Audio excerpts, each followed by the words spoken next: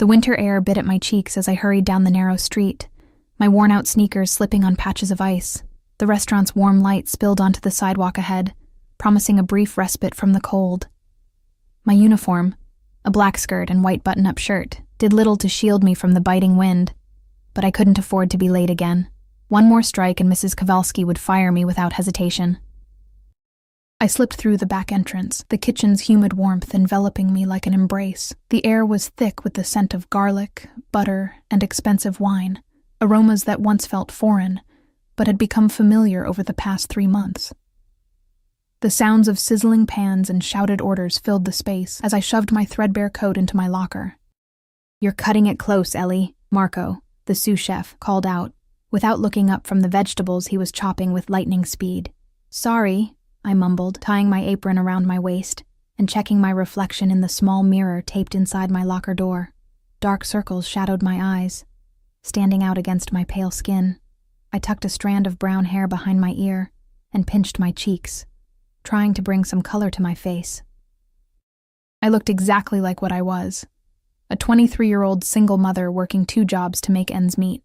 "Floor's packed tonight," Dina, another server, warned as she pushed through the swinging doors with an empty tray. "Some big shots from downtown. Mrs. K is on the warpath." My stomach clenched. Big spenders meant potential for better tips, but also higher expectations and less tolerance for mistakes. I needed the money desperately. Lily's daycare payment was already a week late, and the heating in our apartment had been spotty all winter. "Table 12 is yours," Dina added, nodding toward the section near the windows. "The rest of your usual plus a 4-top of suits who look like they eat $100 bills for breakfast." I took a deep breath, straightened my shoulders, and pushed through the doors into the dining room. The gentle murmur of conversation washed over me as I weaved between tables, nodding at the regulars. Gennaro's wasn't the most exclusive restaurant in the city, but it was upscale enough that most of the patrons wouldn't notice if a server disappeared, unless, of course, their wine glass was empty. I approached table 12 with practiced ease, keeping my eyes downcast as I set water glasses before each guest. "Good evening, gentlemen. Welcome to Gennaro's. My name is Ellie, and I'll be taking care of you tonight. May I start you with something from the bar?" The conversation at the table hushed, and I felt a peculiar tension settle over the group. I looked up, my rehearsed smile freezing on my face as my eyes locked with a pair of familiar dark ones. My heart stuttered in my chest. Those eyes. I'd know them anywhere. Eyes that had once looked at me with such tenderness that I believed I was the center of someone's universe. Eyes I'd spent years trying to forget. Dominic. He sat at the head of the table, his broad shoulders draped in what I could tell was a tailored suit, even with my limited knowledge of men's fashion. His once boyish features had hardened into sharp angles, a light scar now bisecting his right eyebrow. His dark hair was shorter than I remembered, styled with precision. But those eyes, they were the same. Dark and intense, capable of seeing straight through me. I felt the room tilt slightly, my fingers tightening around the water pitcher to steady myself. It had been 5 years since I'd last seen him. 5 years since he'd disappeared without a word, leaving me alone and pregnant at 18. His expression remained impassive, betraying nothing. No recognition, no surprise, nothing to indicate he remembered the girl he'd once claimed to love more than life itself. The girl who had waited for months for a call or a letter, only to eventually accept that he was gone forever. "Scotch," he said, his voice deeper than I remembered, but with the same slight rasp that used to send shivers down my spine. "Neat." I nodded, struggling to maintain my professional facade as I took the rest of the orders. My hand trembled slightly as I wrote, and I could feel his eyes on me, though I refused to meet his gaze again. The other men at the table were all lean, sharp-eyed individuals who seemed hyper-aware of their surroundings. One man near Dominic kept scanning the room, his hand occasionally drifting to the inside of his jacket. I escaped back to the bar, pressing my hands against the cool marble countertop and drawing in a shaky breath. "You okay?" asked Joel, the bartender. "You look like you've seen a ghost." A ghost. That's exactly what Dominic was. A ghost from my past who had materialized in the worst possible place, at the worst possible time. "I'm fine," I lied, rattling off the drink orders. As Joel prepared the drinks, I glanced back at table 12. Dominic's attention had shifted to a man who was leaning in, speaking to him in low tones. Dominic nodded once, his expression grave. There was a different air about him now, an authority, a danger that hadn't been there before. The way the other men deferred to him, the respectful distance they maintained. He was clearly in charge. What had happened to the boy who'd worked at his uncle's garage, who'd dreamed of opening his own shop someday? The boy who'd kissed me under the bleachers after school and promised we'd get out of this town together. I returned with the drinks, distributing them without making eye contact with Dominic. As I set his scotch in front of him, his fingers brushed against mine. The contact, brief as it was, sent an electric current up my arm. "Thank you, Ellie," he said, my name on his lips sounding like a secret. My head snapped up, and I found him watching me with an intensity that made my breath catch. So he did recognize me. The corner of his mouth curved up slightly, a ghost of the smile that had once been my son. "Are you ready to order, or would you like more time with the menus?" I managed to ask, my voice steadier than I felt. "We'll need a few minutes," said one of the other men. But Dominic never took his eyes off me. "Of course," I murmured, turning away and feeling his gaze burn into my back as I retreated. For the next hour, I moved through my duties in a daze. I served their food, refilled their glasses, and maintained a professional distance, all while acutely aware of Dominic's presence. Occasionally, I'd catch him looking at me, his expression unreadable. The other servers seemed to sense the tension, giving me curious glances as I moved in and out of the kitchen. By the time they asked for the check, I was exhausted from the effort of keeping my composure. I presented the leather folder to Dominic, who slipped a black credit card inside without even looking at the total.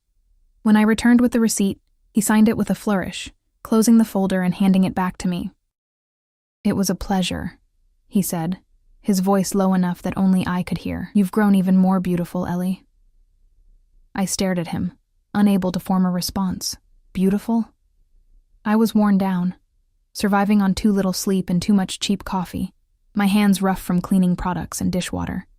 The word felt like mockery. "Thank you for dining with us tonight," I said formally, stepping back. "Have a good evening, gentlemen."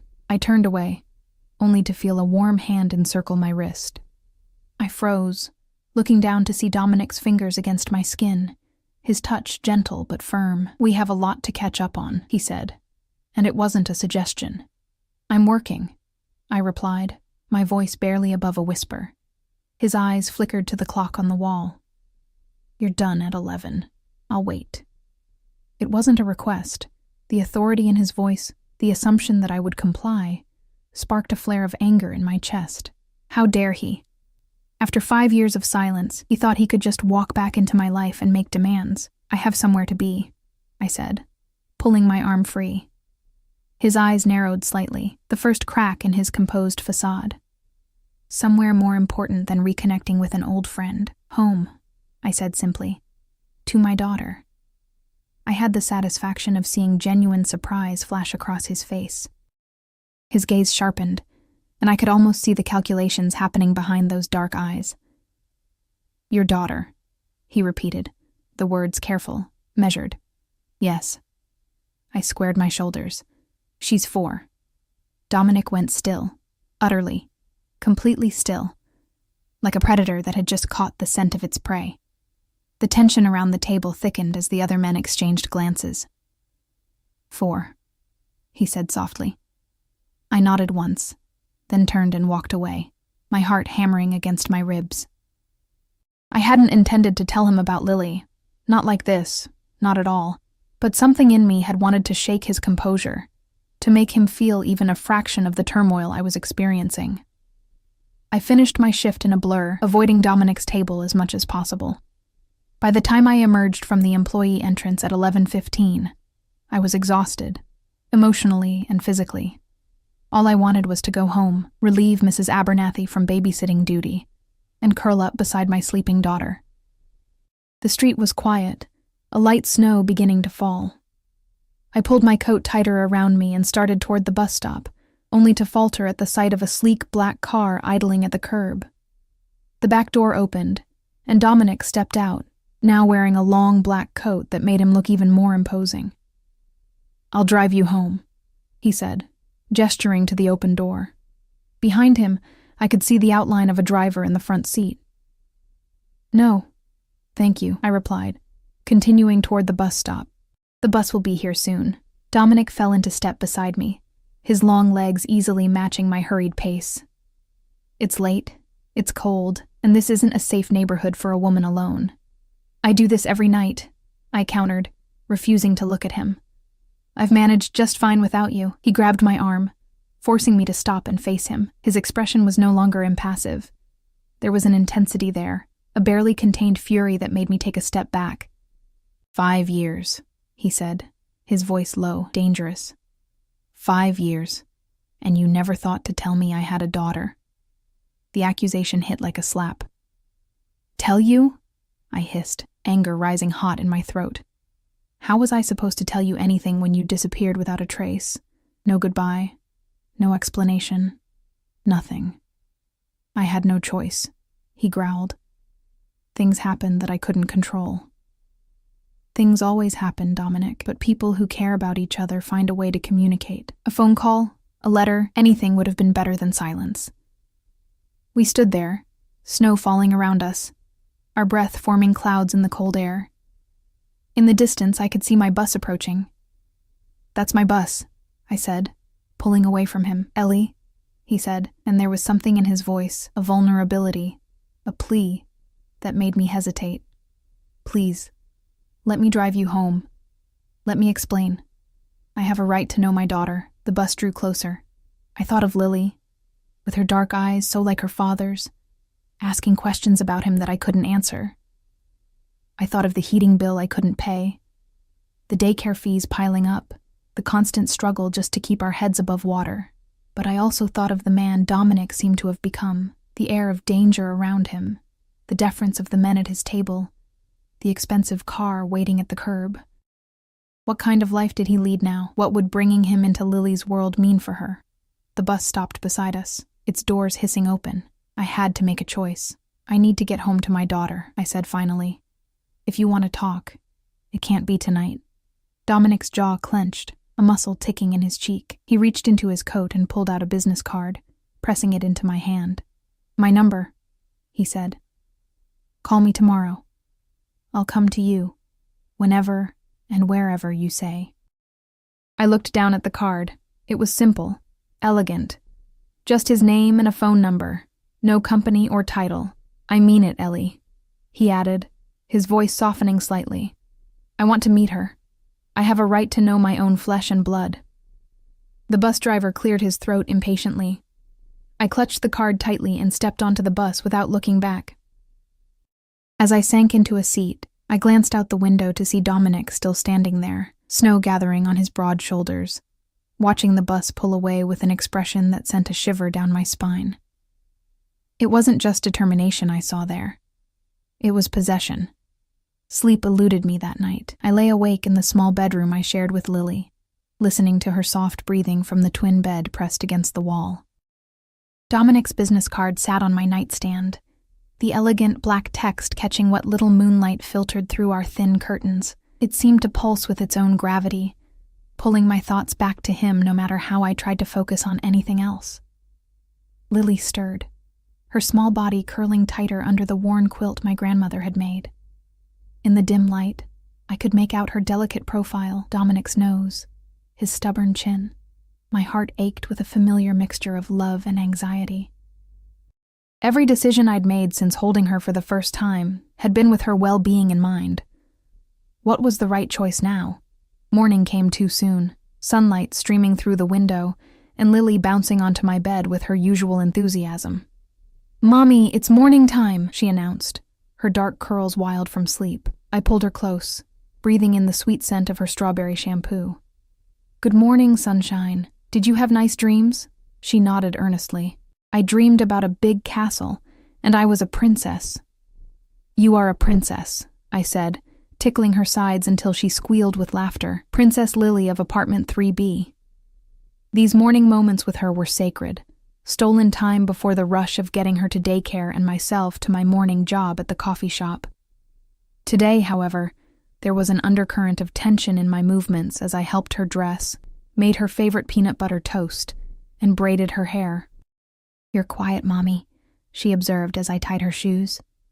At 4, she was already too perceptive for her own good. "Are you sad?" I forced a smile. "Not sad, baby. Just thinking." "About what?" "About your father. About the life we might have had. About the man he's become, and whether I should let him into our world." "Grown-up stuff," I said instead, booping her nose. "Nothing for princesses to worry about." After dropping Lily at daycare, I took the long route to the coffee shop, needing time to clear my head. The city was coming alive around me. Storefronts opening, delivery trucks rumbling by, early commuters hurrying with their heads down against the winter chill. I pulled out my phone and Dominic's card, my thumb hovering over the keypad. The weight of indecision pressed on my chest. Calling him would change everything. Not calling might be denying Lily a relationship with her father, something I'd always felt guilty about despite the circumstances. Before I could talk myself out of it, I dialed the number and pressed the phone to my ear, my heartbeat thundering in my temples. He answered on the second ring, Dominic Castellano. His voice sent an unwelcome ripple of awareness through me. "It's Ellie," I said, my own voice mercifully steady. There was a pause. Then, "I was hoping you'd call." The background noise on his end suggested he was in a car. "We need to talk," I said. "About Lily." "Lily," he repeated, as though testing the name on his tongue. "She's named after your grandmother." It surprised me that he remembered that detail from our past. "Yes." "When can I see her?" Direct. To the point. The Dominic I'd known had been more patient, less commanding. "That's what we need to discuss. I get off work at 3 today. There's a park near my apartment, Riverside Gardens. I can meet you there at 3:30. Text me the exact location. I'll be there." He paused, and when he spoke again, his voice had softened marginally. "Thank you, Ellie." I ended the call without responding, unsure what to say to his gratitude. Was I doing the right thing? The question plagued me throughout my shift at the coffee shop, through spilled lattes and impatient customers. By the time I picked up Lily from daycare, my nerves were frayed. I changed her into warmer clothes at home and wrapped her in her favorite red coat and matching hat. "Are we going to the park?" she asked excitedly. "It's not even weekend. Special treat," I told her, forcing enthusiasm into my voice. "And afterward, maybe hot chocolate with marshmallows?" Her eyes, so like Dominic's, widened hopefully. "Extra marshmallows," I promised. Riverside Gardens was nearly empty on a cold Tuesday afternoon. A light dusting of snow covered the playground equipment, and the paths were slick with ice in places. I settled Lily on a swing, pushing her gently while scanning the park entrance. He arrived precisely at 3:30, emerging from the same black car I'd seen the night before. Even from a distance, his presence commanded attention. He wore another impeccable suit beneath his black overcoat, looking wildly out of place among the shabby park benches and faded play structures. He wasn't alone. A broad-shouldered man in a dark jacket remained a few paces behind him, eyes constantly surveilling the area. A bodyguard, I realized with a jolt of unease. What kind of man needed protection in a neighborhood like this? Dominic spotted us immediately. He stood motionless for a long moment, his gaze fixed on Lily as she swung back and forth, giggling. Something passed over his face, an emotion so raw it almost made me look away. He approached slowly, as if afraid of spooking a wild animal. The man behind him maintained his distance, but remained vigilant. "Higher, Mommy! Higher!" Lily called, oblivious to the approaching figures. Dominic stopped several feet away, close enough that I could see the muscle working in his jaw. "Is that her?" he asked, his voice barely audible over Lily's laughter. I nodded, continuing to push the swing. "Lily, honey, I need to talk to someone for a minute.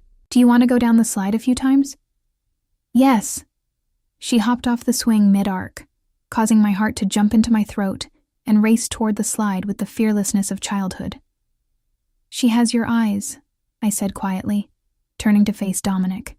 Up close, the changes in him were even more apparent. There was a hardness to him now, a carefully controlled power that hummed just beneath the surface. "She's beautiful," he said, his gaze never leaving Lily as she climbed the ladder. Perfect. Why are you here, Dominic? Really? I hugged myself against the cold, against the vulnerability his presence evoked. It's been 5 years. His eyes finally shifted to me, dark and intense. I want to know my daughter. I want to be part of her life. Just like that, you reappear and expect to step into the role of father after years of silence? His expression darkened. I didn't know about her, Ellie. If I had... What? What would you have done differently? The questions that had haunted me for years spilled out. Why did you leave? Where did you go? Who are you now, Dominic? He took a step closer, close enough that I could smell his cologne. Expensive, understated, nothing like the drugstore brand he'd worn as a teenager. I left because I had to, he said, his voice low with suppressed intensity. My uncle wasn't just running a garage. He was connected to people, powerful, dangerous people. When he died, I was pulled into that world whether I wanted it or not. I stared at him, processing his words. So what? You're some kind of criminal now, I whispered, unable to keep the horror from my voice. His expression remained impassive. I'm a businessman. I protect what's mine. And the man watching us? I nodded toward the bodyguard who remained at a respectful distance. Insurance, Dominic replied simply. My position comes with risks. Mommy, look at me, Lily called from the top of the slide. Both our heads turned to watch her slide down, her red coat a bright streak against the metal. When she reached the bottom, she noticed Dominic for the first time. Her natural caution with strangers warred with curiosity as she approached, stopping behind my legs.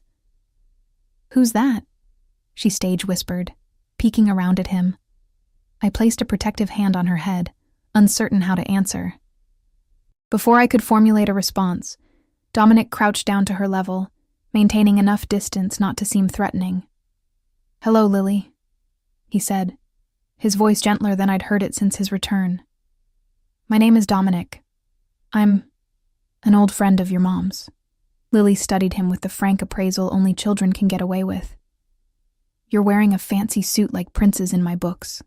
A smile touched his lips, transforming his face. For a moment, I caught a glimpse of the boy I'd once loved. Well, I'm not a prince. Just a man who wanted to meet you. Why? She asked bluntly. Dominic glanced up at me, a question in his eyes. I gave a small shake of my head. Not yet, because I've heard you're a very special little girl, he answered, returning his attention to Lily. And I can see that's true. Lily seemed to accept this explanation, her initial shyness fading. Do you want to see me go down the big slide? I'm not scared of it anymore. I'd like that very much, Dominic replied.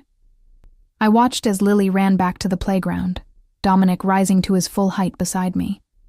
There was a softness in his expression as he watched her that contrasted sharply with the man I'd encountered at the restaurant. She doesn't know about me, he stated, rather than asked. She knows I met her father when we were young, and that he went away before she was born, I said carefully. She's asked more questions as she's gotten older.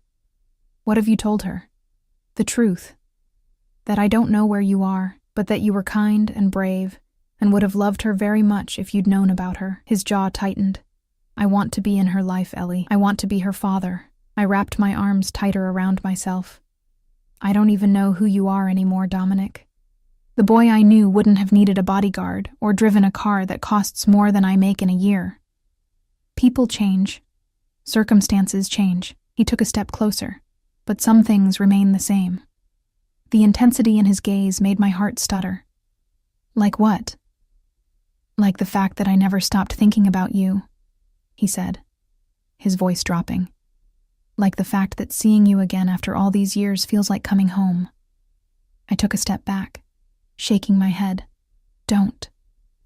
You don't get to say things like that, not after all this time. His expression hardened again. I had my reasons for staying away. And now? What are your reasons for coming back? Business brought me back to the city, he said. Finding you was unexpected. But now that I know about Lily, now that I've seen her, I'm not walking away again. The certainty in his voice sent a chill through me that had nothing to do with the winter air. It's not that simple, Dominic. You can't just insert yourself into our lives because you've decided you want to be a father now. Lily is my priority. Her safety, her happiness. Those come before anything else. She's mine too, he said, a new edge to his voice. My flesh and blood. My daughter. I bristled at his possessive tone. She's a person, not a possession. His eyes narrowed slightly.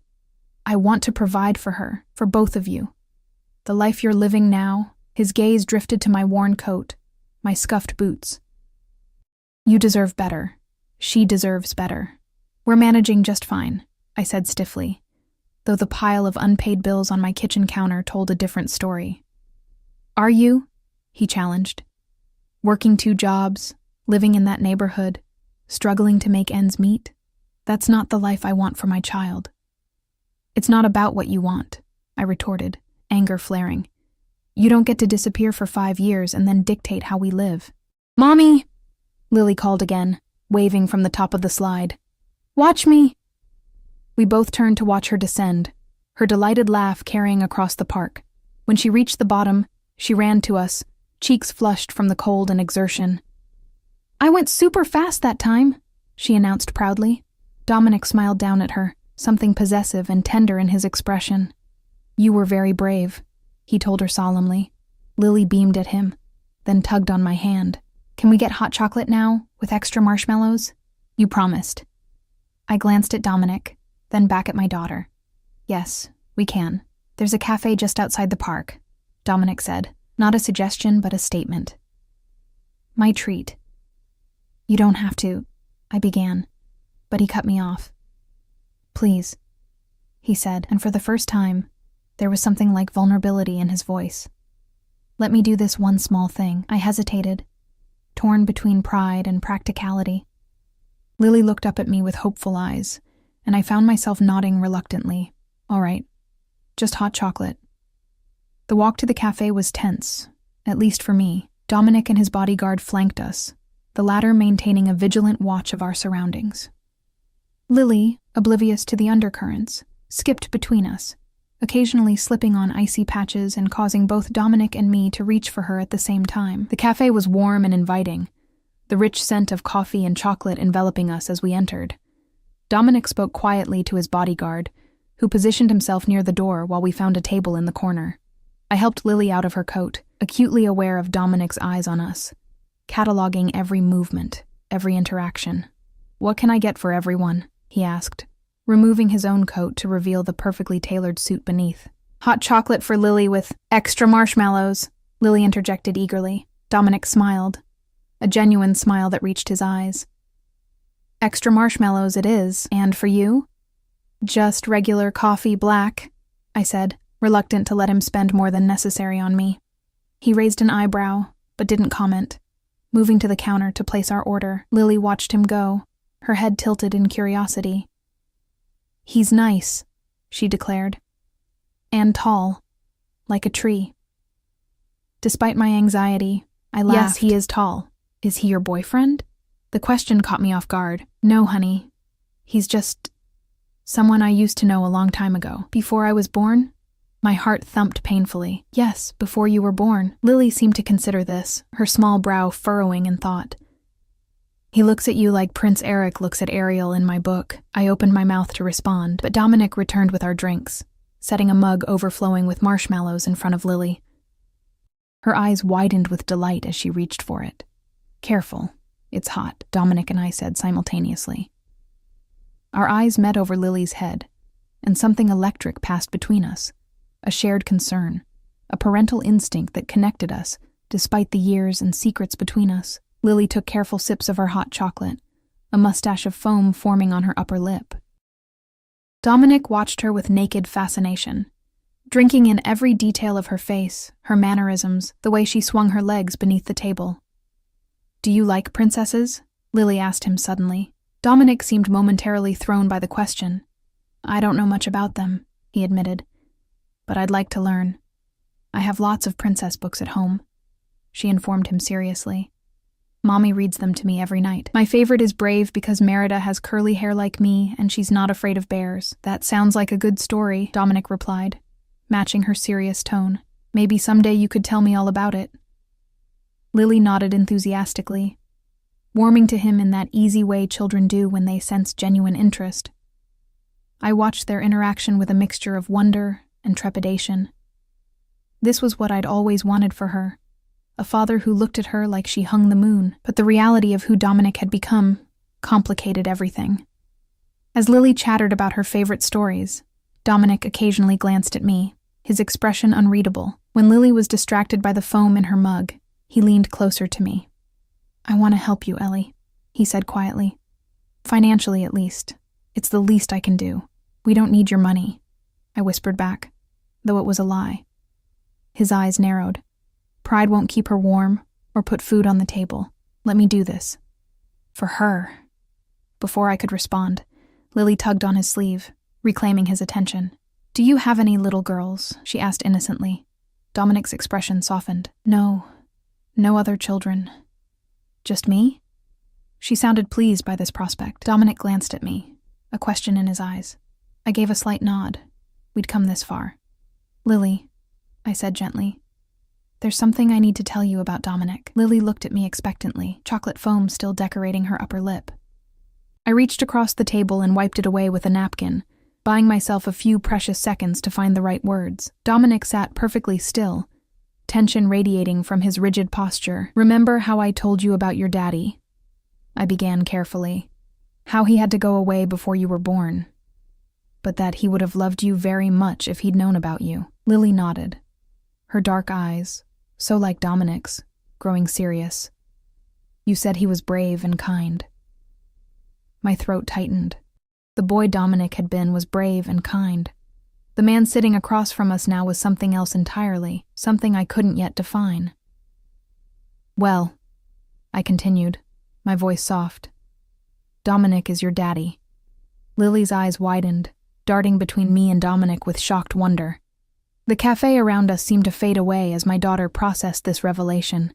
Dominic leaned forward slightly, his hands clasped so tightly on the table that his knuckles whitened. "You're my daddy?" Lily finally asked, her voice small but clear. Dominic nodded, and I saw him swallow hard. "Yes, Lily, I am." She studied his face with new intensity, as if looking for herself in his features. "But you went away." The simple statement hung in the air between them. I held my breath, waiting for Dominic's response, wondering what explanation he could possibly offer a 4-year-old. "I did," he admitted, his voice gentler than I'd heard since his return. "And I'm very sorry about that. I didn't know about you, or I would have come back sooner." "Why didn't you know about me?" Lily asked, the directness of childhood cutting straight to the heart of the matter. Dominic's eyes met mine over her head, and I saw a flash of something like pain before his expression closed again. "Sometimes grown-ups lose touch with each other," he explained carefully. "I had to go far away for a long time, and I couldn't talk to your mom." "I didn't know she was going to have you." Lily seemed to consider this explanation, her small brow furrowed in concentration. "But you're here now," she stated finally. "I am," Dominic confirmed. "And I'd like to get to know you if that's okay." She tilted her head, studying him with that frank, unfiltered gaze that only children possess.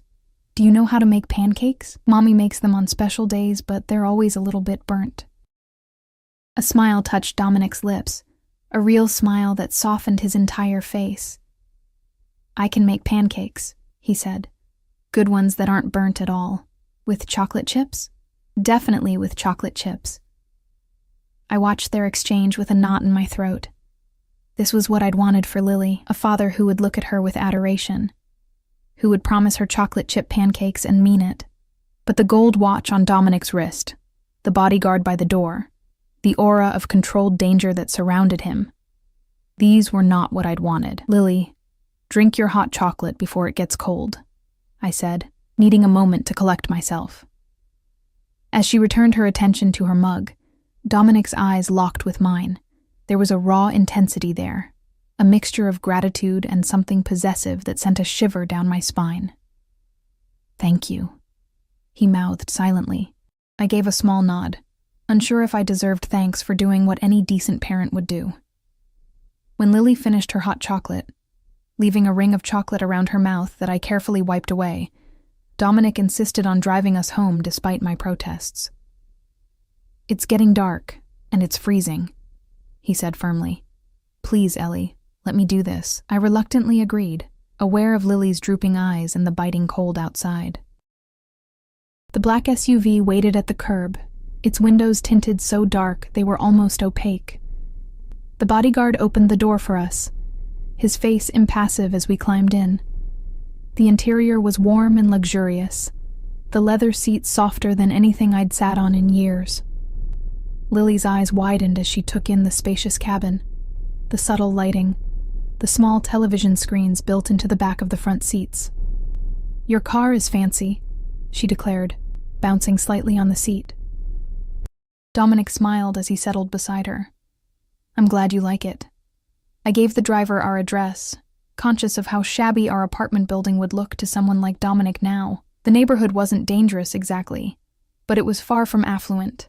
Faded storefronts with security grates, apartment buildings with peeling paint, streets that weren't always plowed in winter. As we drove, Lily's initial excitement gave way to drowsiness. Her head began to nod, and before long, she had slumped against Dominic's arm, fast asleep. He froze for a moment, looking down at her with an expression of such naked wonder that it made my chest ache. Carefully, gently, he shifted his arm to cradle her more comfortably, supporting her head against his chest. The tenderness of the gesture contrasted sharply with the dangerous man I'd glimpsed at the restaurant. "She trusts easily," I said quietly. "Like her mother used to," he replied, his eyes still on Lily's sleeping face. The observation stung with its accuracy. I had trusted easily once, trusted Dominic with my heart, my body, my future. That trust had been shattered when he disappeared without a trace, leaving me to face pregnancy and motherhood alone at 18. "People change," I said, echoing his earlier words. His gaze lifted to meet mine. "Yes, they do, but not completely." His voice dropped lower. "Part of you is still there, Ellie, the girl who used to look at me like I hung the moon. That girl grew up," I said firmly. "She had to." He studied me in the dim light of the car, his expression thoughtful. "I want to help you, Ellie. You and Lily both. We've been managing fine without your help for 5 years. Have you?" His gaze was penetrating. 2 jobs, an apartment in that neighborhood, struggling to make ends meet? That's not what I want for my daughter. Or for you. "What I do is honest work," I said, lifting my chin. "I don't need to know what you do to understand it's not." His expression hardened. "You know nothing about what I do." The bodyguard, the car, the way those men deferred to you at the restaurant. "I'm not stupid, Dominic. Whatever business you're in, it's not legitimate. Everything I've built," he said, his voice low and intense, "I built with you and our future in mind. Before I knew about Lily, it was always for you, for us. I wanted to come back to you when I had something to offer, something more than a mechanic's salary and a cramped apartment above a garage. I would have preferred the mechanic and the cramped apartment to 5 years of silence," I replied, unable to keep the bitterness from my voice. He looked down at Lily again, his expression softening. "And now? What would you prefer now, knowing what you know?" The question hung between us as the car pulled up in front of my apartment building. The contrast between his world and mine couldn't have been more stark, his immaculate suit and luxury vehicle against the backdrop of my weathered building, with its flickering exterior light and cracked concrete steps. "I want what's best for Lily," I said finally. "That's all I've ever wanted. We agree on that much, at least." Dominic gently shifted Lily into my arms, careful not to wake her. "Let me walk you up." "That's not necessary. It wasn't a question, Ellie." His tone brooked no argument. He spoke quietly to his driver, then followed me up the crumbling steps, his bodyguard trailing at a respectful distance. I fumbled with my keys, acutely aware of Lily's weight in my arms and Dominic's presence behind me. Once inside the cramped apartment, I carried Lily straight to our bedroom, laying her down gently and removing her shoes. She stirred but didn't wake as I tucked the blankets around her. When I turned, Dominic was standing in the doorway, his tall frame filling the space, as his eyes took in the modest room Lily and I shared. 2 twin beds with mismatched comforters, a small dresser with peeling veneer, walls decorated with Lily's artwork, and a few photographs. It was clean and as cozy as I could make it. but there was no disguising the poverty. I closed the bedroom door quietly and led him back to the main room, which served as both living room and kitchen. The space was small but neat: a worn sofa, a coffee table with one slightly shorter leg propped up by a book, a tiny kitchen with outdated appliances.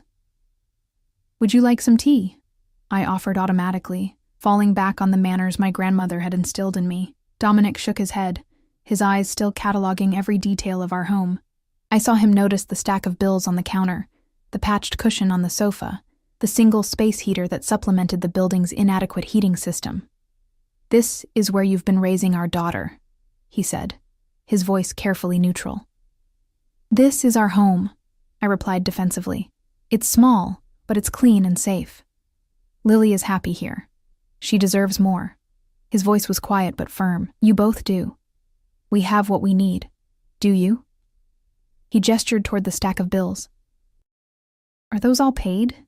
Is the heat reliable? What about her education, her future?" I folded my arms across my chest. "I'm doing the best I can. I know you are." His expression softened slightly. "You're an amazing mother, Ellie. Anyone can see that, but you don't have to do this alone anymore." "What exactly are you proposing, Dominic?" He reached into his inner jacket pocket and withdrew an envelope, placing it on the coffee table. "To start with, this should help with immediate expenses. Rent, bills, whatever you need." I stared at the envelope, pride warring with practicality. "I don't want your money. It's not for you," he said simply. "It's for Lily, my daughter." The way he said "my daughter," possessive, certain, sent a shiver through me. "And what do you want in return?" His eyes narrowed. "She's not a transaction, Ellie. I want to be part of her life. I want to provide for her, protect her, be the father she deserves." "And how do you see that working exactly? Weekend visits, holiday cards, or are you planning to disappear again when your business takes you elsewhere?" "I'm not going anywhere," he said, his voice hardening. "Not again. Not now that I know about her. People in your line of work don't typically have stable family lives, Dominic." His jaw tightened. "You don't know anything about my life." "Then tell me," I challenged. "Tell me exactly what you do that requires a bodyguard and a bulletproof car." He was silent for a long moment, his dark eyes unreadable. "I'm in import-export," he said finally. "I manage distribution networks, resolve conflicts between competing interests, ensure products reach their destinations safely. That tells me nothing. It tells you enough." He stepped closer, his presence filling the small room. "What matters is that I'm successful. I have resources. I can give Lily, give both of you, the life you deserve." "At what cost?" I asked quietly. "What happens when your competing interests decide to target your family? What happens when Lily asks what her father does for a living?" "I would never let anyone harm you or Lily," he said. And there was a dangerous edge to his voice that made me believe him. "As for Lily's questions, she's 4, Ellie. By the time she's old enough to understand, things will be different." "Different how?" He sighed, running a hand through his dark hair in a gesture so reminiscent of the boy I'd known that it made my heart twist. "I'm transitioning to legitimate businesses. Real estate, restaurants, investment properties. I've been working on it for the past year. Why?" "Because I always planned to come back for you," he said simply. "I couldn't do that while I was still entangled in certain aspects of the business." I shook my head, confused by the sincerity in his voice. "You disappeared for 5 years, Dominic. If you'd wanted to find me, you could have. It wasn't that simple." His expression darkened. "When my uncle died, I inherited his debts, his enemies, and his position. Walking away wasn't an option, not if I wanted to stay alive. It took years to build enough power, enough security, to even consider reaching out to you. And now? Now I have the means to protect what's mine." His eyes bored into mine. "You and Lily are mine, Ellie. You always have been." The possessiveness in his voice should have angered me, but instead it sent a treacherous warmth through my veins. The boy I'd loved had been passionate, protective, but the man before me took those qualities to a dangerous extreme. "We're not possessions," I said firmly, even as my pulse quickened. "Lily and I are people with our own lives, our own choices." "I know that," He stepped closer still, close enough that I could smell his cologne, feel the heat radiating from his body. But can you honestly tell me you're happy with the life you're living now? Working yourself to exhaustion, barely making ends meet, sharing a bedroom with our daughter because you can't afford a bigger place. I didn't answer, couldn't answer, because the truth was that I wasn't happy.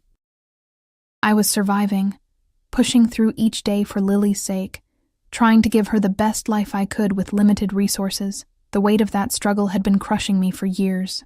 Dominic seemed to read the answer in my silence. His expression softened, and he reached out to touch my face, his fingertips gentle against my cheek. I should have pulled away, but I found myself frozen, caught in the gravity of his presence. "Let me help you, Ellie," he said softly. "Let me be there for both of you." "How?" I whispered. "How would that even work?" "To start with, a better apartment in a safer neighborhood, enough money that you don't have to work 2 jobs. Time for you to finish your degree, like you always wanted." The offer was tempting. So tempting that it frightened me. "And what about you? Where do you fit into this picture? I want to be part of Lily's life," he said simply. "Regular visits, time to get to know my daughter, and with you." He paused, his eyes searching mine. "I want a chance, Ellie, a chance to show you that the man I've become is still the boy you loved, just stronger, more capable of protecting you and providing for you." "I don't need protection," I said, though my voice lacked conviction. "I've managed on my own." "You have," he agreed. "You're stronger than I ever could have imagined. But being strong doesn't mean you have to be alone." A small sound from the bedroom caught our attention. Lily stirring in her sleep. We both turned toward the noise, equally attuned to our daughter's presence. "She has nightmares sometimes," I explained quietly. "Usually settles back down on her own."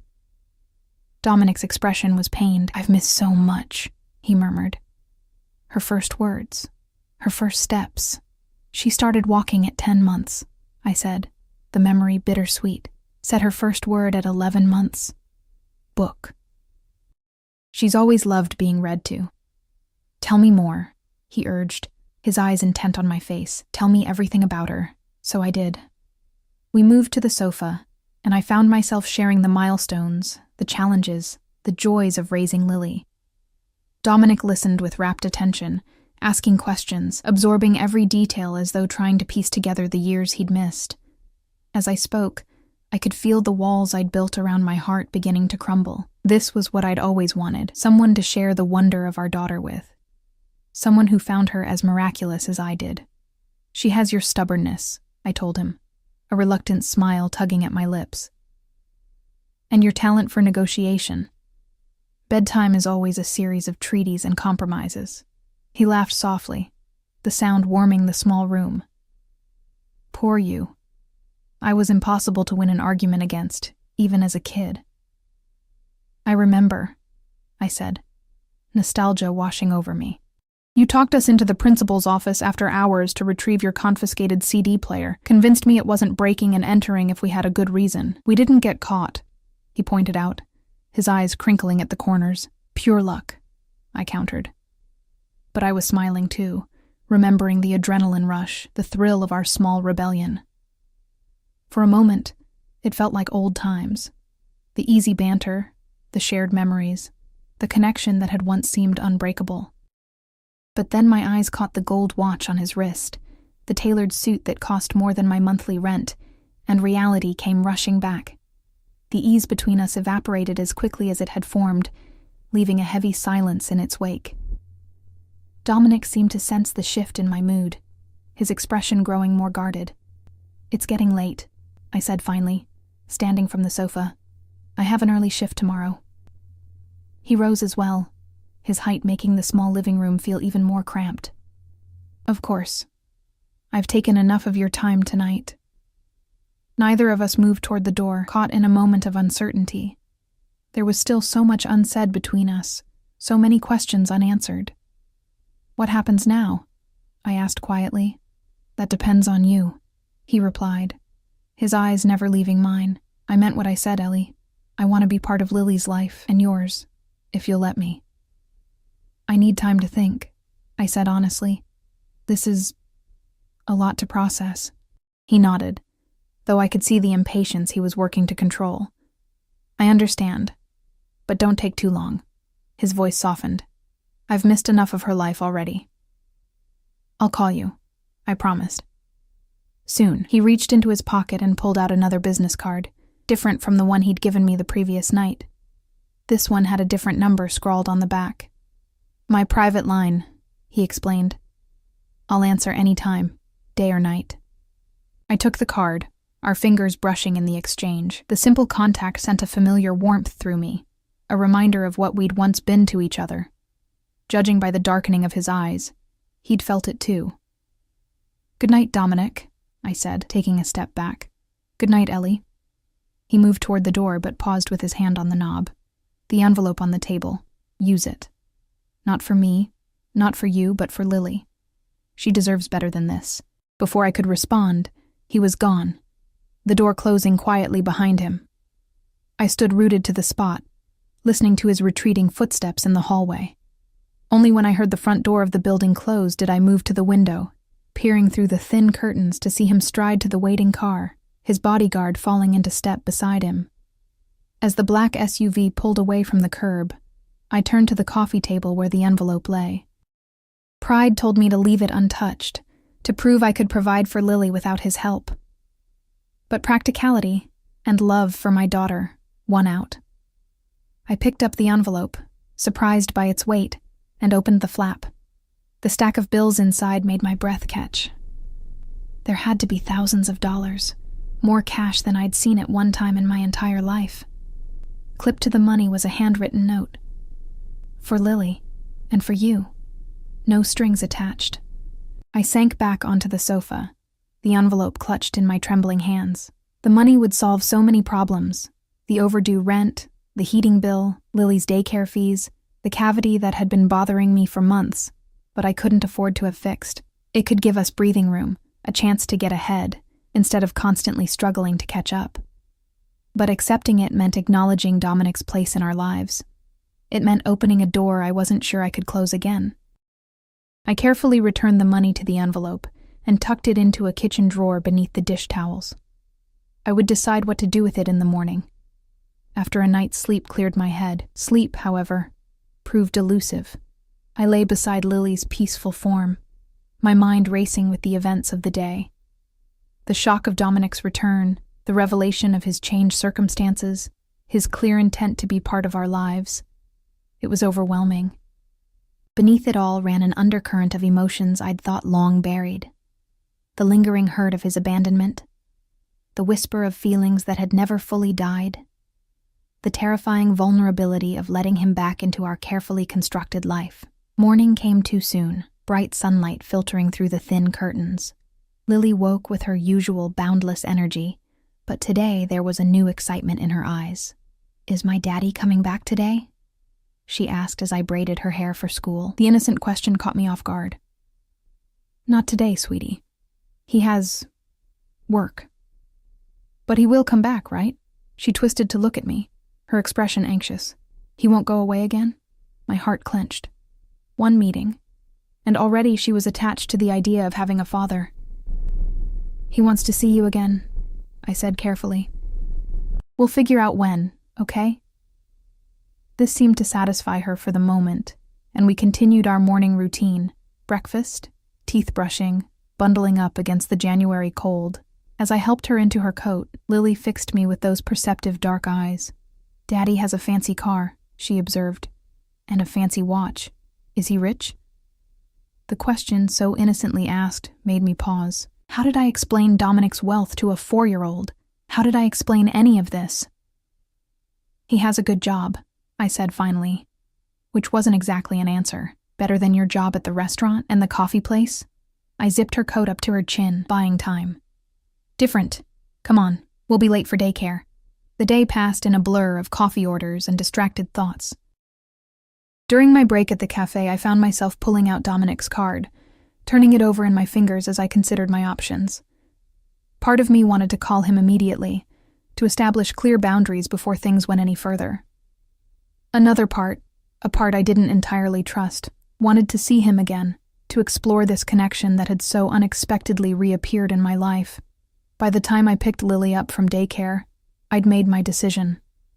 I needed to be practical, to put Lily's needs above my own complicated feelings. Dominic was her father. He had resources that could give her a better life than I could provide alone. For her sake, I needed to find a way forward that included him.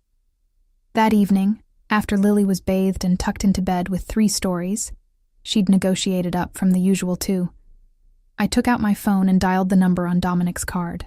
He answered on the first ring. "Ellie," he said, my name a caress in his deep voice. "How did you know it was me?" I asked, caught off guard.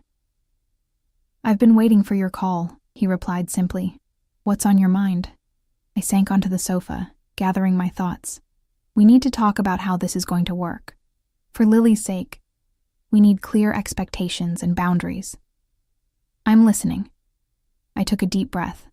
I'm willing to let you be part of her life. Regular visits, input on important decisions, but I need to know you're committed to this, Dominic. That you won't disappear again when things get complicated or when your business takes you elsewhere. I told you, I'm not going anywhere, he said, his tone hardening slightly. Not now that I know about her, not now that I've found you again, and your lifestyle. The danger that comes with whatever it is you're really involved in. How do I know that won't touch her? There was a pause. Then, come to dinner with me tomorrow night. There are things we should discuss in person. I'll send Marco to stay with Lily. Marco, your sous chef from the restaurant? He's more than that. He's my cousin, and one of the few people I trust completely. Lily will be safe with him. The casual way he arranged things, the assumption that I would agree, sparked a flare of irritation. I'm not leaving my daughter with a stranger. Then bring her with you, he countered smoothly. Either way, we need to talk, Ellie. Face to face. He was right about that much, at least. Fine, I conceded. But just me. I'll ask Mrs. Abernathy from downstairs to watch Lily. I'll send a car for you. 8 o'clock? I can take the bus. 8 o'clock, he repeated, as if I hadn't spoken. Wear something nice. I'll text you the restaurant details. Before I could protest further, he'd ended the call. I stared at my phone in frustration. 5 years gone, and within days he was already trying to take control of my life again. The difference was that now he had the resources to make it happen. The next day passed in a haze of anticipation and anxiety. I arranged for Mrs. Abernathy to watch Lily, called in a favor to switch shifts at the restaurant, and stood in front of my meager wardrobe feeling increasingly hopeless. Something nice, Dominic had said. The nicest thing I owned was a simple black dress I'd worn to my grandmother's funeral 2 years ago. At 7:30, I stood in front of the bathroom mirror, scrutinizing my appearance with a critical eye. The black dress was plain but fit well enough. My hair was clean and falling in loose waves past my shoulders, and I'd applied a light touch of makeup, mascara, a bit of blush, and tinted lip balm. It was the best I could do with what I had. You look pretty, Mommy, Lily said from the doorway, her head tilted as she watched me. Like a princess. I smiled at her reflection in the mirror. Thank you, sweetheart. Are you going to be good for Mrs. Abernathy tonight? She nodded solemnly. Are you going to see my daddy? The question was direct, as her questions always were. Yes, I am. We need to talk about some grown-up things. About me. I turned and crouched to her level, smoothing a hand over her dark curls. About lots of things, including you. Is that okay? She considered this, her small brow furrowed in thought. Will he come see me again soon? I think so, I said carefully. Is that what you want? She nodded, more enthusiastic this time. He promised to make pancakes, not burnt ones. I laughed despite myself, pulling her into a hug. Well, we can't miss out on non-burnt pancakes, can we? At precisely 8 o'clock, my phone buzzed with a text from an unknown number. Car waiting downstairs. I said goodnight to Lily, thanked Mrs. Abernathy again, and made my way down to the street where the now familiar black SUV idled at the curb. The same driver from yesterday opened the rear door for me, his face impassive. I'd expected to find Dominic inside, but the back seat was empty. As the car pulled away from the curb, I felt a flutter of nerves in my stomach. What exactly was I getting myself into? 20 minutes later, we pulled up in front of a restaurant I'd heard of, but never dreamed of entering. An exclusive establishment where reservations were booked months in advance, and the prices weren't listed on the menu because if you had to ask, you couldn't afford it. The driver opened my door and directed me toward the entrance where Dominic stood waiting, a commanding figure in a dark suit that made my funeral dress feel even more inadequate. His eyes swept over me, his expression warming as he took me in. "You look beautiful," he said, stepping forward to meet me. "Thank you for coming." I was acutely aware of the eyes on us, the curious glances from other patrons arriving, the respectful nods from the staff. Dominic placed a hand at the small of my back, guiding me inside with a light touch that nonetheless sent warmth radiating up my spine. The maitre d' greeted Dominic by name, leading us not to the main dining room, but to a private area in the back of the restaurant. The space was intimate, a single table set with crystal and silver, soft lighting casting a warm glow over the elegant decor. "I thought we'd be more comfortable with privacy," Dominic explained as he held my chair.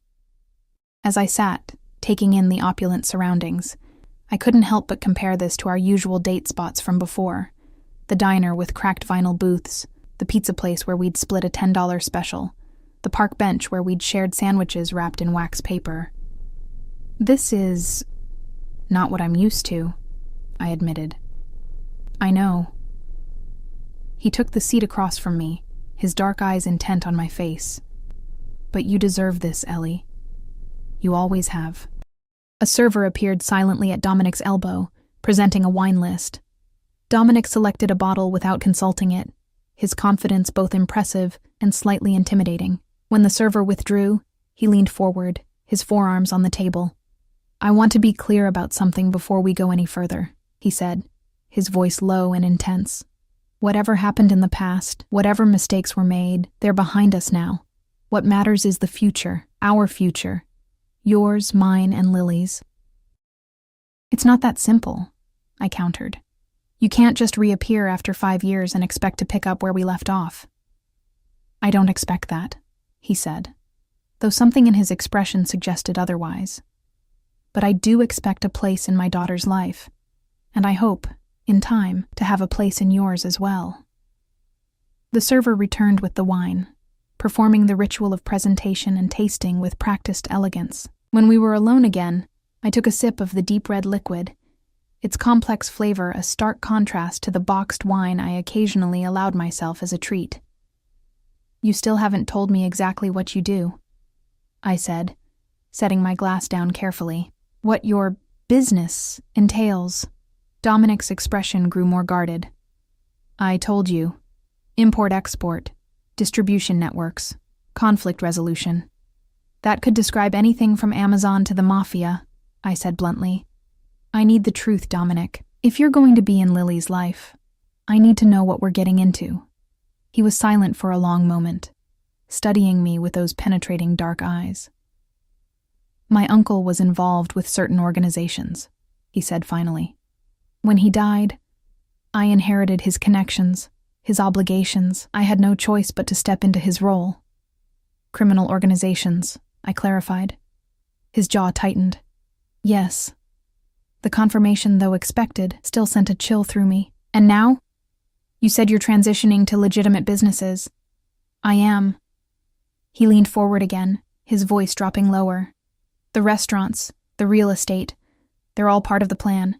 Clean money, respectable ventures. Within a year, maybe 2, I'll be completely legitimate." "If it's that easy, why didn't you do it years ago?" A muscle ticked in his jaw. "Because it's not easy, Ellie. It's dangerous. People in my position don't just walk away. The only way out is to build enough power, enough protection, that they can't touch you or what's yours. And you've done that? Almost." His expression grew determined. "Finding you and Lily, it changes things, accelerates the timeline. I need to complete this transition now, for your safety as much as mine." "So we're still in danger," I concluded. "As long as you're in our lives, we're at risk." "No," he said firmly. "I would never let anything happen to either of you. The men around me, the security measures, they're all for protection. Nothing will touch you or Lily while I'm alive. I promise you that. The intensity in his eyes, the absolute certainty in his voice, was both reassuring and terrifying. This was a man accustomed to power, to control, to getting exactly what he wanted, and what he wanted apparently was us. What exactly are you proposing, Dominic? I asked finally. Spell it out for me. A server appeared with our first course, artfully arranged plates that looked more like sculptures than food. Dominic waited until we were alone again before answering my question. In the immediate term, a new apartment in a secure building, one I own, he said, his tone making it clear this wasn't negotiable. 3 bedrooms, good neighborhood, close to the best schools. I can't afford. You wouldn't pay rent, he interrupted smoothly. It would be yours. Well, Lily's technically. I'd put it in a trust for her. I stared at him, momentarily speechless. You want to buy us an apartment? I want to provide a safe, comfortable home for my daughter, he corrected. And for her mother. And in return? I asked cautiously. His eyes narrowed slightly. This isn't a transaction, Ellie. This is me taking responsibility for my family.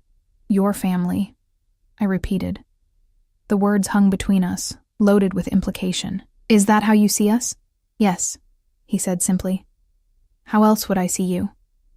I shook my head, trying to clear the confusion his words created. Dominic, we haven't been together in 5 years. You can't just declare us a family because you found out you have a daughter.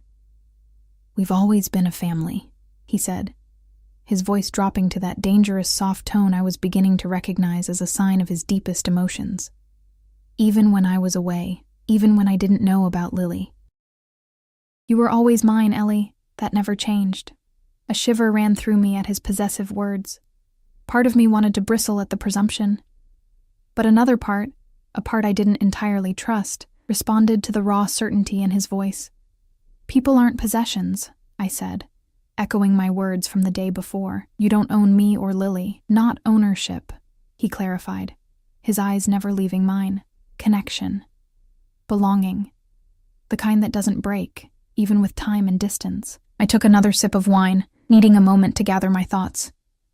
The first course remained untouched in front of me, my appetite diminished by the intensity of our conversation. Let's be practical, I said finally. Even if I agreed to this apartment, what then? What would your involvement in our lives look like?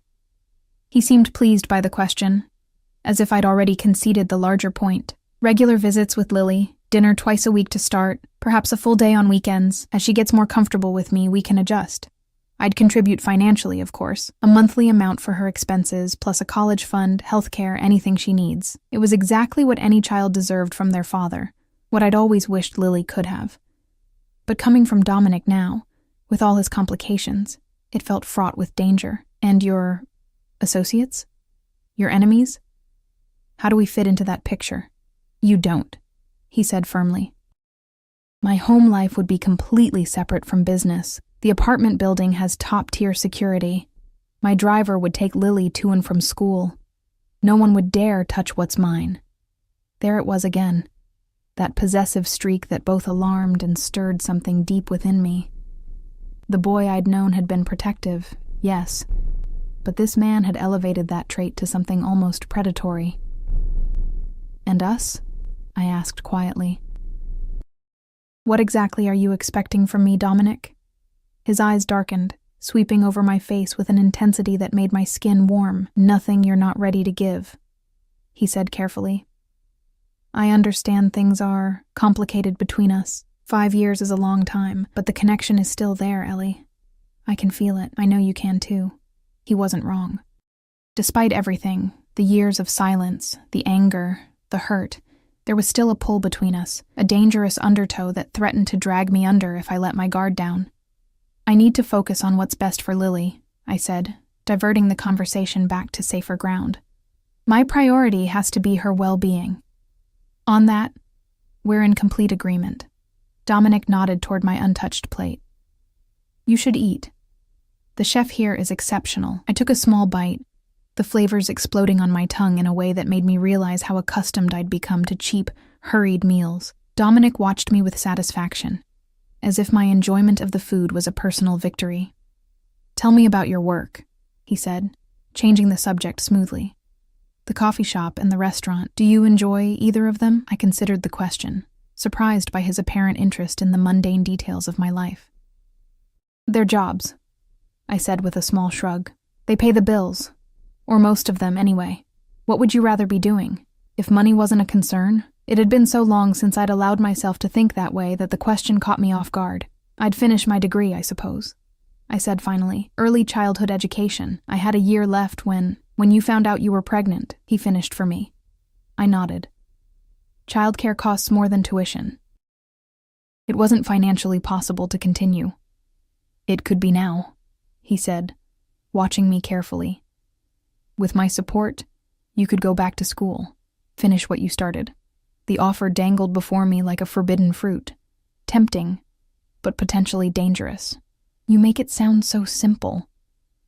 It is simple, he insisted. You're Lily's mother, my daughter's mother.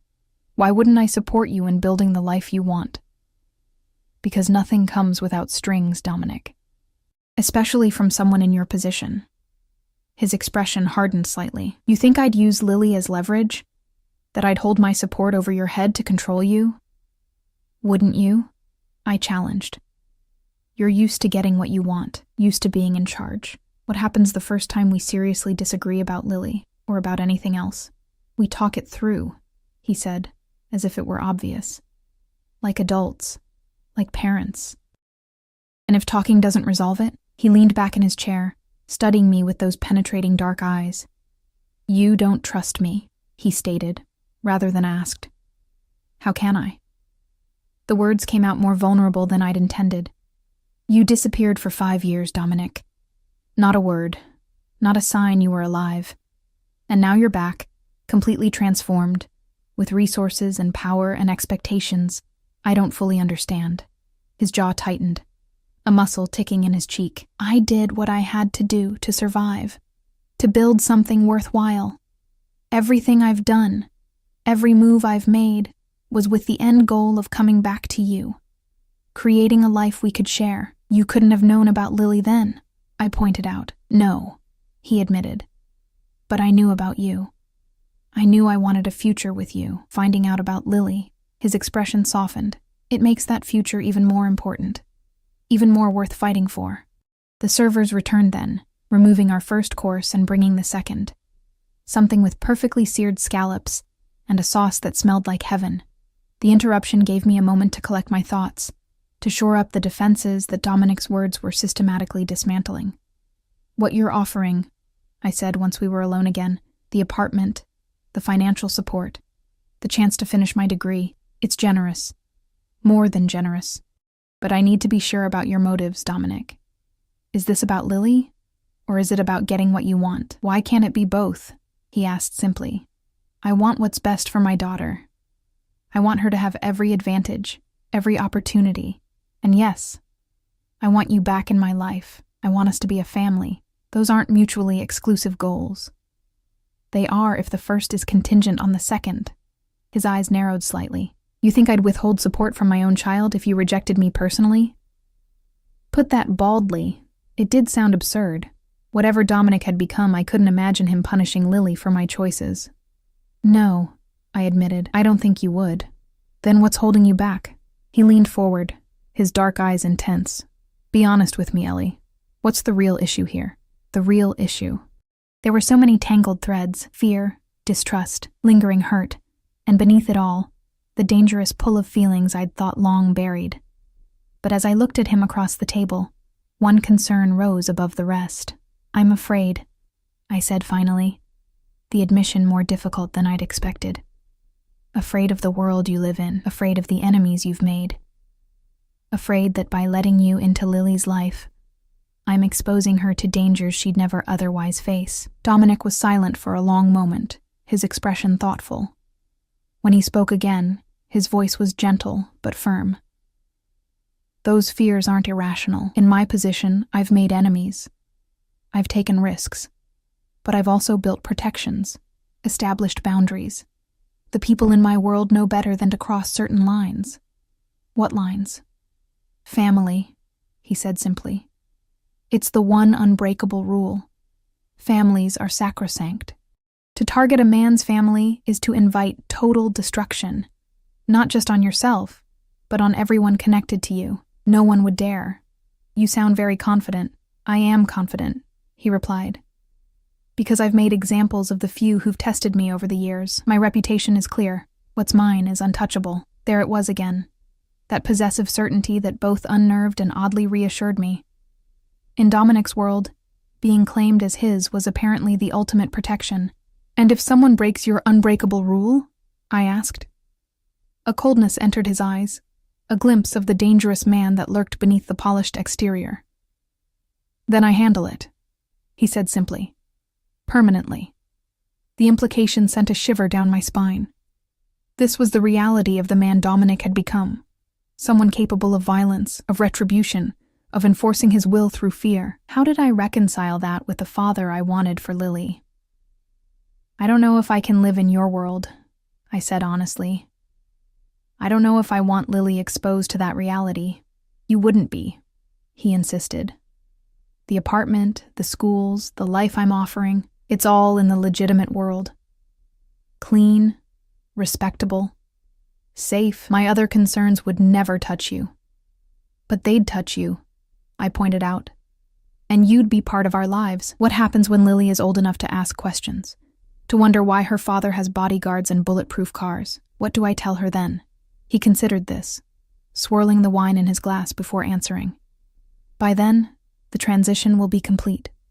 I'll be fully legitimate, a businessman with diverse investments, nothing more. You make it sound so certain. It is certain, he said firmly. Finding you and Lily has only strengthened my resolve. The timeline has accelerated. Within a year, 2 at most, all my interests will be above board. I wanted to believe him. Wanted to believe that the life he was offering could be as simple, as safe, as he made it sound. But years of struggling alone had taught me that nothing came easily, that every choice had consequences. I need time, I said finally. This is all happening so fast, Dominic. A week ago, you weren't even in our lives. Now you're talking about apartments and college funds and family futures. I need to process this, to think about what's truly best for Lily. He nodded, though I could see the impatience he was working to control. I understand. But don't take too long, Ellie. Every day that passes is another day I miss with my daughter, another day you spend struggling unnecessarily. It wouldn't be unnecessary if it meant keeping her safe, I countered. She is safe with me, he said, his voice dropping to that dangerous soft tone again. Safer than she could ever be without me. I protect what's mine, Ellie, with everything I have. The remainder of dinner passed in lighter conversation. Dominic asking more questions about Lily, about her personality, her likes and dislikes, her routines. I found myself sharing stories, drawn in by his genuine interest, his hunger to know every detail about the daughter he'd just discovered. By the time dessert arrived, a delicate confection of chocolate and gold leaf that seemed too beautiful to eat, I'd almost forgotten the tension of our earlier conversation. Almost. I have something for you, Dominic said as the last plates were cleared away. He reached into his inner jacket pocket and withdrew a small velvet box. My heart stuttered in my chest. Dominic, it's not what you're thinking, he said with a small smile, placing the box on the table between us. Not yet, anyway. With hesitant fingers, I picked up the box and opened it. Inside lay a key attached to a simple silver keychain. The apartment I mentioned, he explained. It's ready for you and Lily whenever you decide. Fully furnished, security in place, everything you'd need. I stared at the key, struck by the weight of what it represented. You already set this up, before even speaking to me about it? I like to be prepared, he said simply. The choice is still yours, Ellie. Take it or don't. But it's there, waiting, whenever you're ready. I closed the box carefully, setting it on the table. This is exactly what I mean about moving too fast. You make decisions, set things in motion, and then present them as accomplished facts. I see opportunities and I act on them, he countered. The building came on the market. It was perfect. Right neighborhood, excellent security potential, close to the best schools. So I acquired it. The top floor unit is ideal for a family, our family, if you choose. The presumption should have angered me, but I found myself more weary than irate. This was Dominic, decisive, determined, accustomed to bending the world to his will.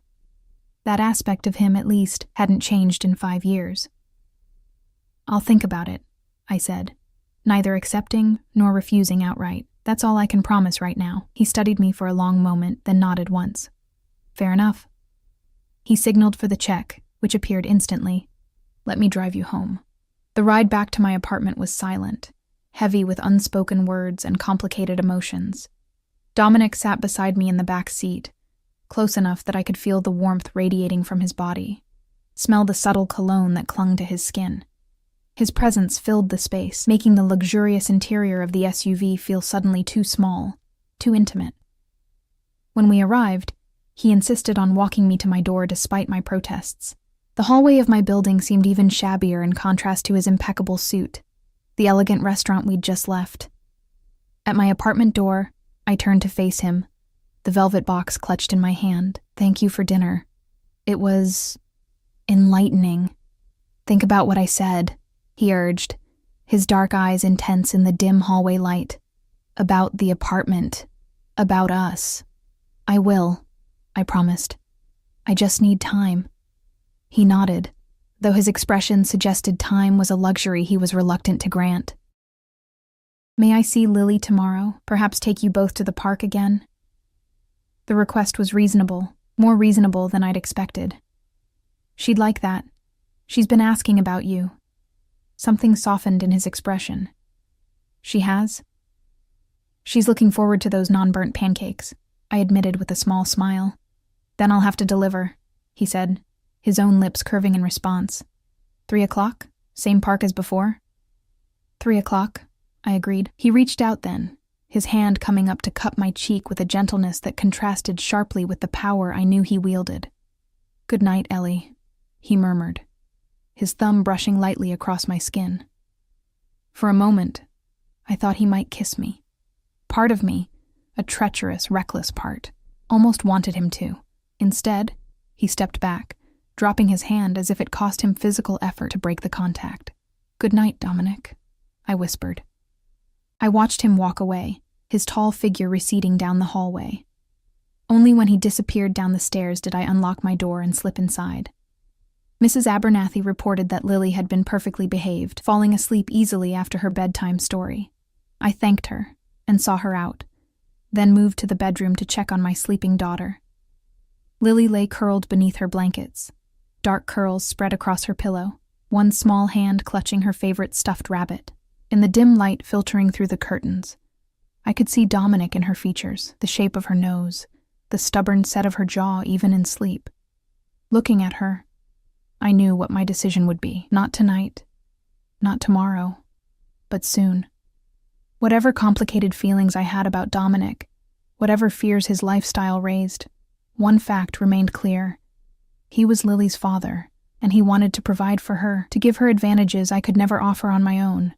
For her sake, I would find a way forward, a path that allowed her to know her father, while keeping her safe from the dangers of his world. As I changed into my nightclothes, the velvet box sat on my nightstand, the key inside representing not just an apartment, but a new life. A life intertwined with Dominic's, for better or worse. A life where Lily would know her father, where we would no longer struggle alone. It was a life filled with unknowns, with potential dangers, but also with possibilities. The possibility of stability, of security. The possibility of Lily growing up with 2 parents who loved her fiercely. The possibility of reclaiming something I'd thought lost forever. As I drifted toward sleep, I found myself remembering the boy Dominic had been, passionate, protective, full of dreams for our future.